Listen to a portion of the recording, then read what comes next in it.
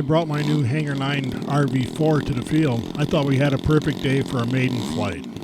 But as soon as I took off, I could tell I had a CG problem, so I thought it best to just land it and we can make some changes. And that's when the wheels came off, so to speak. When I started to move one of the LiPo battery packs, it lit up and started a fire inside the plane.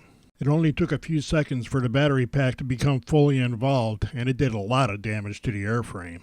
Fortunately, I had a fly-in friend with me, and he grabbed the fire extinguisher and gave it a big shot and put out the fire. I have to say that this is my first LiPo fire, and it shocked me just how intense it gets.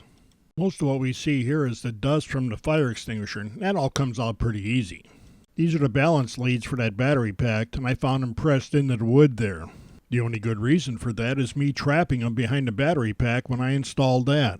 Back home, the first job was to get most of that fire extinguisher dust out of the fuselage.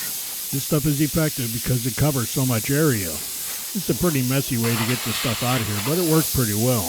The fire was confined to the back end of the radio base. When I pulled the cowl off, the engine just had some fire extinguisher dust on it. There's no damage to the engine or its wiring. Both of the wings showed a little heat damage to the covering, and this is the worst of that, so we can fix this. There's no structural problems with the wing itself or the wiring in it. The servos themselves seem to be alright, but some of their wires need to be replaced. We're going to do a story on doing that a little later on. This servo actually works, but the insulation is very brittle and it's going to come apart and short out. And I've had enough of that. This servo wire is a little discolored, but the insulation remains very flexible, so I think this one's going to be okay. These are the wing bolts and what's left of a remote receiver. Needless to say, this is all junk and has to be replaced.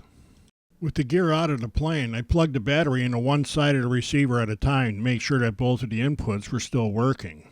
One of the satellites in its core got burned up, and I had to replace that before I can get the receiver to bind up again. After binding the system with the new satellite receiver, I installed the servos one at a time and checked their function.